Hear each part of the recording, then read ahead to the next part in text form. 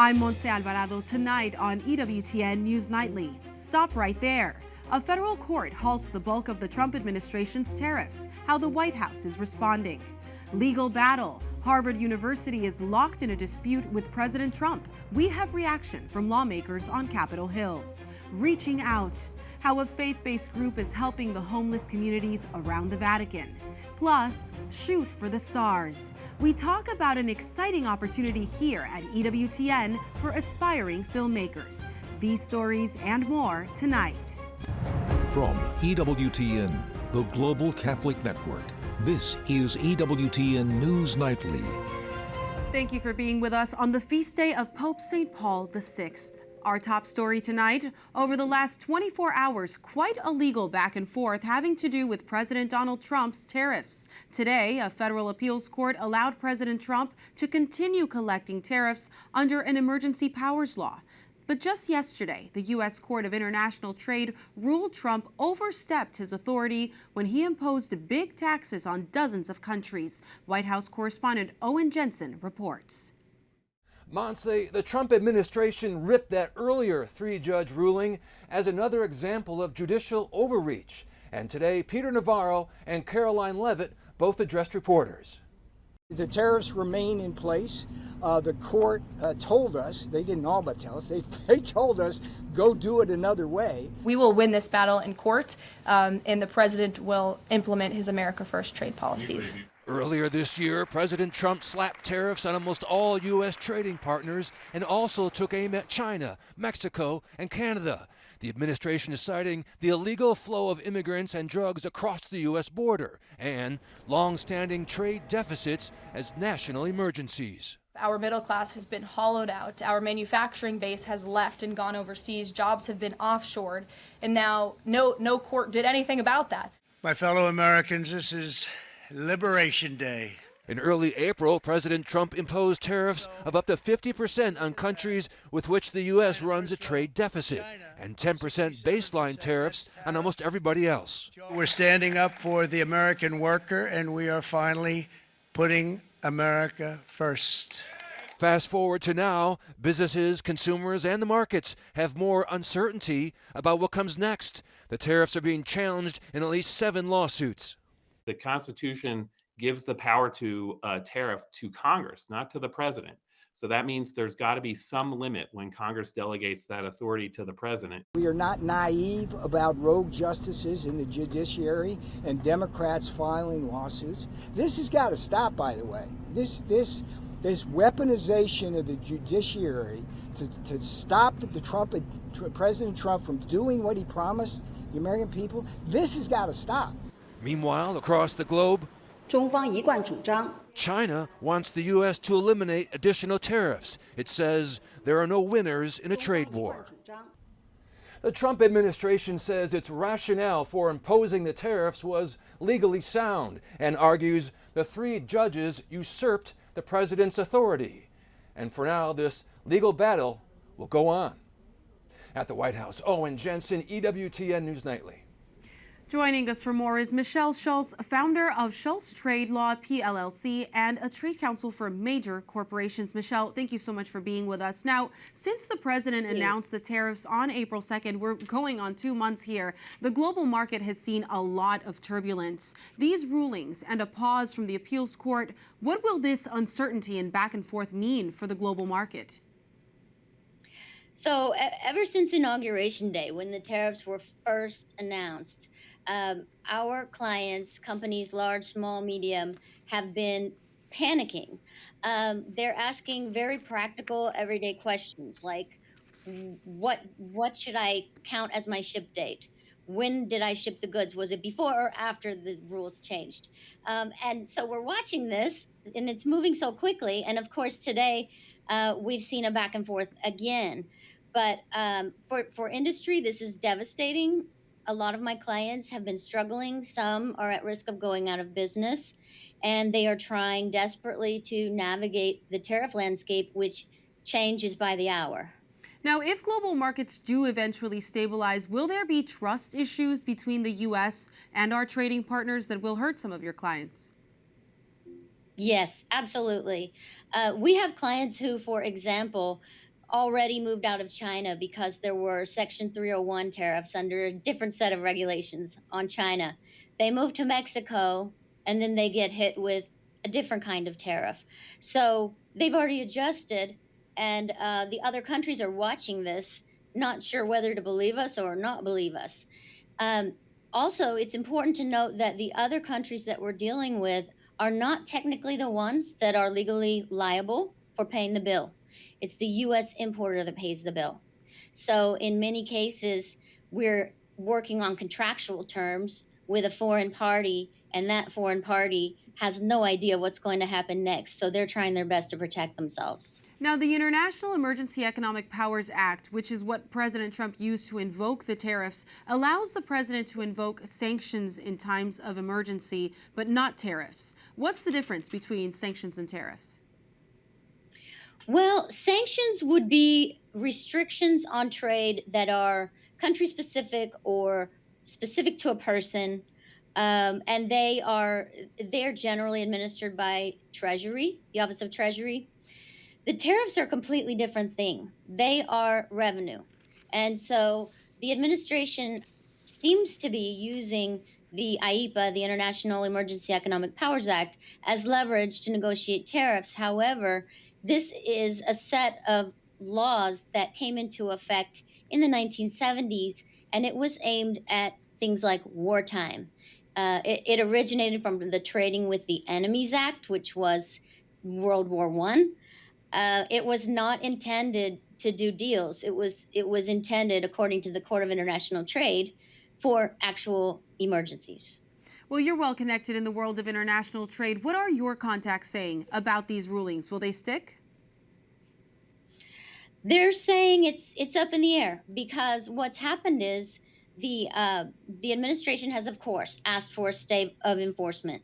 The CIT ordered that the tariffs be immediately removed. However, the administration came in back to the CIT, Court of International Trade, asking for a stay.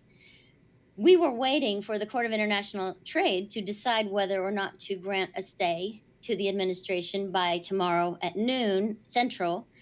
And in the meantime, the Trump administration went to the Circuit Court of Appeals on the Federal Circuit and obtained an emergency stay. So again, we're talking about emergency. We now have a stay, but the CIT stands firm in its position that this was unconstitutional and outside what's allowed by the Emergency Act. And so we will see how the CIT interacts with the appeals court. This appeals court stay is really an emergency measure. I don't see that as a long term. We're going to be watching that for quite some time and possibly up to higher courts. Thank you so much, Michelle. Thank you. New developments tonight in the ongoing battle between Harvard University and the Trump administration. Now, all international students attending that Ivy League school are under scrutiny by the administration to identify any national security threats and other potential abuses. Capitol Hill correspondent Eric Rosales has reaction from lawmakers. Eric? Good evening, Monse. This latest action began after the Department of Homeland Security tried to block Harvard from enrolling international students. A federal judge temporarily halted that move, which could affect more than 1 million international students. Now the State Department has paused all student visa applications amid its review of the vetting procedures. A Heritage Foundation education policy analyst says Harvard could have avoided this. The Trump administration has asked for information on the disciplinary records of all students on foreign visas. Harvard has refused to provide that information, and it's because of that the Trump administration has removed Harvard from eligibility for receiving foreign students in the fall. The Trump administration has announced it's giving Harvard 30 days to contest those plans through a lengthier administrative process. Even with that, President Trump still favors limiting the number of foreign students at Harvard. I think they should have a cap of maybe around 15%, not 31%. We have people who want to go to Harvard and other schools. They can't get in because we have foreign students there. Experts say it's all to protect U.S. assets and property from being stolen and used overseas. They add Harvard and other universities need to enforce the rules. The problem is the universities are failing to do that, refusing to do it as if they were sanctuary cities and don't want to comply because they think everyone should be let in and no one should be supervised. Republicans agree. Catholic Congressman Riley Moore says the Chinese government requires its 300,000 students here in the U.S. to be intelligence gatherers. They're following the law when they're here. Why do we have them here? We should not be allowing these students to study here in the United States and causing us national security problems back here at home, where they're our biggest near-peer threat in the world. But Democrats say President Trump and his administration is overstepping its bounds. Harvard is standing up to this administration in its slide toward a surveillance state. The demands it is making are purely retaliatory, and they're a violation of the First Amendment. Harvard University said that it will, quote, stand firm in its commitment to the good of the nation. Some experts believe that this is not going to end up in the courts, but will actually end up with an agreement between Harvard and the Trump administration. But just today, a federal judge said that she plans to issue a preliminary injunction blocking the Trump administration from revoking Harvard University's certification to host foreign students. At the Capitol, Eric Rosales, EWTN News Nightly. Now to the Middle East, where Israel has authorized more Jewish settlements in the West Bank.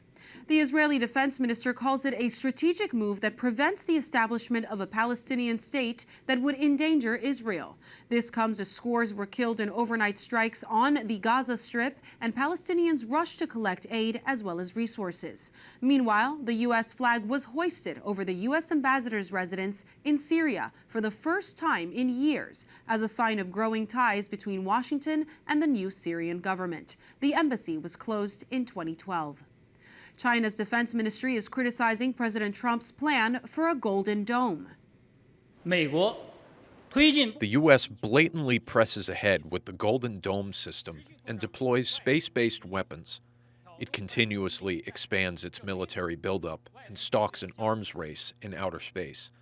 Such acts violate the relevant principles of outer space treaties, heightens the risk of turning outer space into a war zone, and triggers the space arms race. Trump announced the $175 billion concept to put U.S. weapons in space for the first time, to be fully operational by early 2029. Tens of thousands of protesters in Nepal are demanding the abolished monarchy be restored.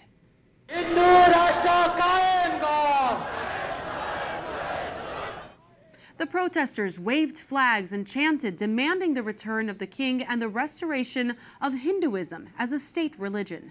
Nepal abolished the monarchy and turned the nation into a republic back in 2008. Groups loyal to the monarchy accused political parties of corruption and failed governance. We have a lot more still to come on EWTN News Nightly, including Planting Your Faith. The Vatican completes the floral coat of arms for Pope Leo XIV. And blessed is he who considers the poor. Meet the men and women putting that psalm into practice around the Vatican.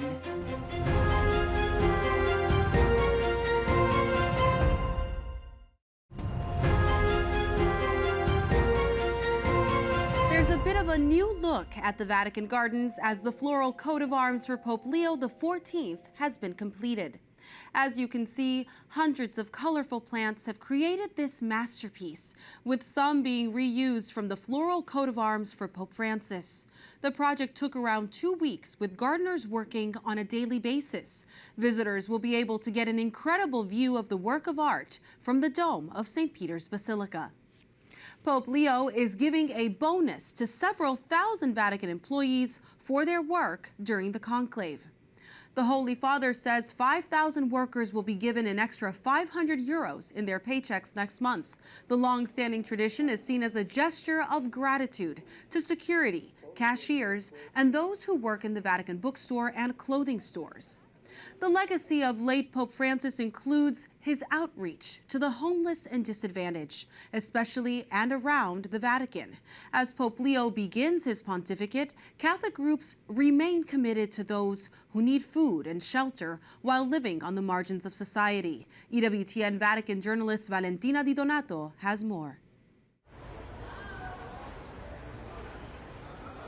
The poor, the homeless, the voiceless.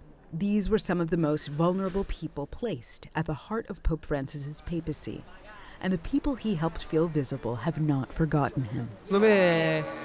I think he knew what it meant to be with the poor and not the rich. He knew what poverty, hunger, and the streets meant. Different aid organizations in Rome help keep the poorest and marginalized people of society visible, alive, and with dignity. We are with one of them, the Sant'Egidio nonprofit organization run by volunteers who every day after university prepare meals and go to the streets to reach out to the homeless. Paolo is one of these volunteers. At the beginning, I had difficulty to approach those people because at first I was thinking as the society taught me. So, which was, those people are different. You are different from them. But the more I stayed with them, the more I realized that in reality they are people just like me. His time volunteering as someone who is studying peace building at university has helped his understanding of empathy, but also his own faith. When I started the community, I was not much of a believer. I've become a believer with the community. We travel with the volunteers of Sant'Egidio to the central streets of Rome, near St. Mary Major, where Pope Francis is buried and where many of the people who live on the streets felt seen by the late Pope. Today, they look to the volunteers. It's a jungle here, a jungle, and it's getting worse. The Caritas is who helps us. Thank God they feed us a hot plate of food, a warm drink. Faith in who? In God, I don't see him anymore. The sky has become dark. Once upon a time, yes. We try to offer everything we have to help them open up to us and find a sort of oasis of peace in this inferno of the street. Many of the homeless in Rome have met Pope Francis throughout the years as he hosted regular lunches and even sheltered the homeless at the Vatican. Alessandro was one of them. I have always worn this. With Pope Francis, we always went and ate at the Vatican. With this Pope, I don't know. He might stop doing it.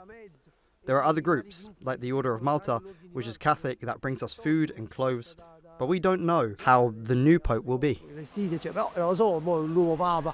Andrea Costa is the president and founder of the Baobab Experience, another nonprofit organization that helps immigrants and the homeless, where both Catholics and non-Catholics volunteer. You can find people who are very glad and proud now to cooperate with church, and I think that also our church has got even stronger being in the street with this kind of activists, with this kind of volunteer. The start of a new papacy often means new emphases. The world's most forgotten now wait to know how they will be seen under the new pontificate. Alejandro, who says he lives on the streets by choice, tells us that in life we must keep the faith. No tengas miedo. Hay dos palabras que en el... You can't be fearful. These are words that in time were revealed to me. The humility to not fear, because prayer has power. And when someone believes and has faith, all is possible. Y cuando uno cree y tiene fe, todo se da. In Rome, Valentina Di Donato for EWTN News Nightly. Up next on EWTN News Nightly, fight over the confessional. A new law requires priests to break the seal of confession in certain cases. But today, bishops are fighting back. Plus, calling all filmmakers, the exciting opportunity EWTN has for you.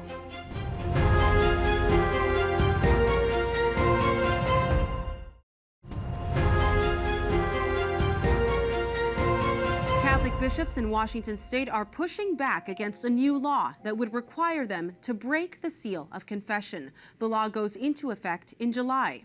It would require priests to report on the faithful if they suspect that the abuse of minors has taken place. The preliminary statement of the lawsuit says, in part, the Diocese of Washington have each adopted and implemented policies that go further in the protection of children than the current requirements of Washington law. The sole exception to this self-imposed reporting requirement, based on more than 2,000 years of church doctrine, is information learned by a priest only in the confessional, and thus protected by the sacramental confessional seal. Earlier this month, the U.S. Department of Justice launched an investigation into the law. Calling all budding movie makers, EWTN has an exciting opportunity for you. It's called the Lux Student Film Contest.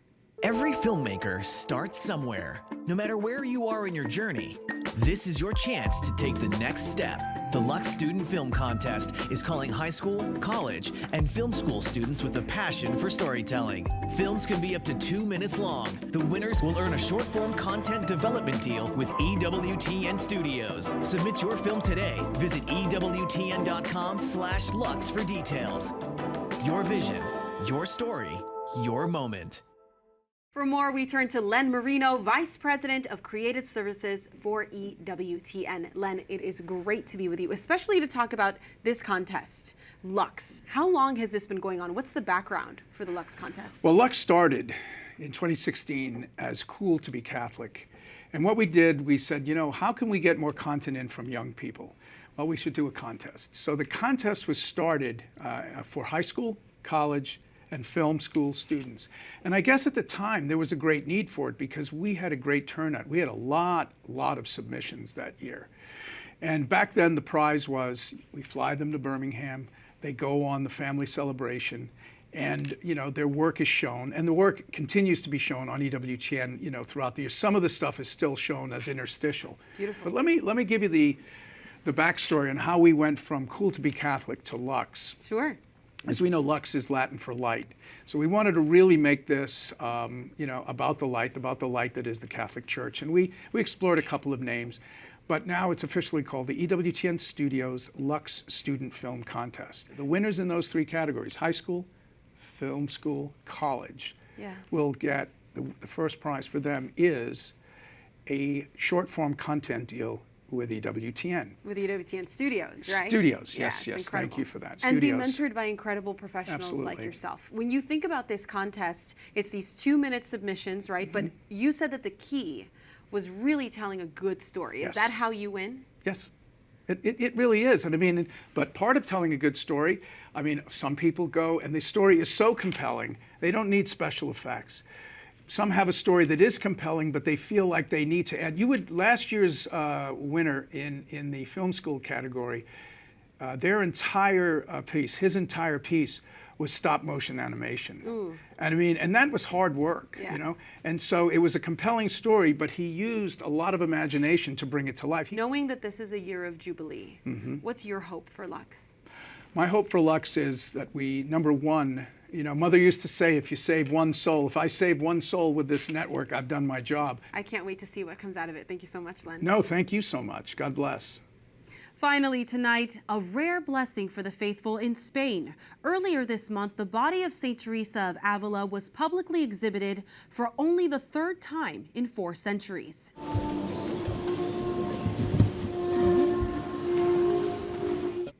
Pilgrims from all over the world flocked to a small town in Spain. Church officials say in the 2 weeks her body was publicly exhibited, around 93,000 people venerated her. Earlier this week, her remains were returned to the silver case and placed back in the Basilica of the Annunciation in the Castilian city where she died in the year 1582. We thank you for watching tonight. Remember, you can follow us on social media, Facebook, X, and Instagram at EWTN News Nightly. I'm Montse Alvarado. Good night and God bless you.